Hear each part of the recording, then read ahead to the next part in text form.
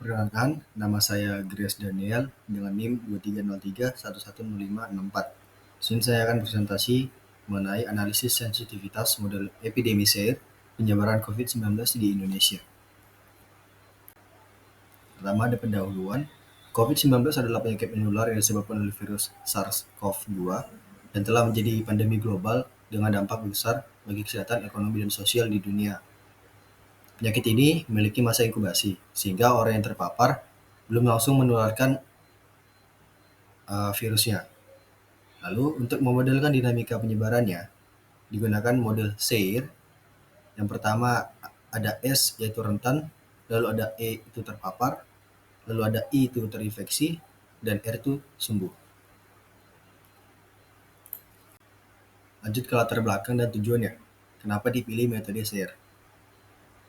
Metode SAIR atau model SAIR dipilih karena sesuai dengan karakteristik COVID-19, yaitu memiliki masa inkubasi. Jadi model SAIR ini cocok untuk COVID-19. Jadi di mana dengan tujuan SAIR ini yaitu untuk menghitung titik kesetimbangan dan angka reproduksi dasar atau RO, serta mengidentifikasi parameter yang paling sensitif, lalu memberikan rekomendasi kebijakan pengendalian yang lebih efektif ke depannya. Kita masuk ke model SAIR. Dengan kompartemen yang tadi saya sudah sebutkan, yaitu S rentan, E terpapar, I terinfeksi, dan R sembuh. Di sini ada 4 persamaan dari SAIR. Persamaan pertama itu menggambarkan perubahan jumlah orang rentan, berkurang karena interaksi menular, vaksinasi, dan kematian. Untuk persamaan kedua, untuk orang terpapar, bertambah dari kontak menular dan berkurang karena menjadi sakit. Lalu persamaan ketiga itu untuk orang terinfeksi, bertambah dari terpapar dan berkurang karena sembuh atau meninggal. Persamaan keempat untuk orang sembuh, bertambah dari kesembuhan dan vaksinasi tadinya. Dengan sistem ini, kita bisa memodelkan dinamika penyebaran COVID-19 secara realistis. Kita masuk ke dalam titik kesetimbangan. Dalam model epidemi ada 2 titik kesetimbangan. Yang pertama itu disease free equilibrium atau DFE, di mana E bintang sama dengan 0, lalu I bintang sama dengan 0. Artinya tidak ada infeksi atau penyakit hilang. Lalu epidemic equilibrium atau EE, I bintang besar sama dengan 0. Artinya penyakit bertahan dalam populasi dengan jumlah infeksi yang stabil. DFE tercapai jika RO kecil dari 1. EE tercapai jika RO besar dari 1. Nah, kita akan bahas tentang RO. RO adalah indikator utama penyebaran penyakit. Dengan rumus RO sama dengan alfa dikali beta dikali mu, dibagi dengan beta ditambah mu, dikali dengan mu ditambah mu, dikali dengan sigma ditambah delta ditambah mu. Di mana RO kecil dari 1 artinya penyakit hilang menuju DFE. RO sama dengan 1, kondisi kritis, penyakit stabil.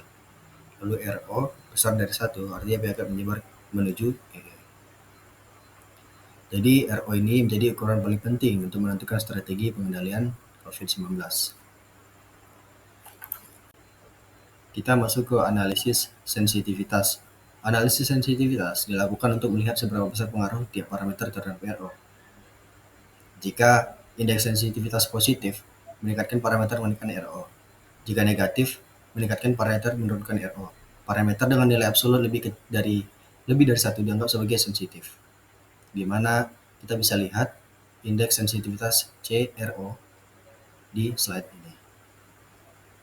Lalu parameter paling berpengaruh adalah tingkat interaksi menular, laju transisi, dan laju kesembuhan. Artinya kebijakan harus difokuskan pada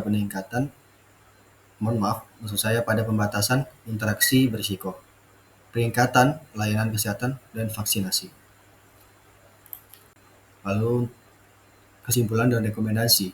Model SAIR efektif untuk memahami penyebaran COVID-19.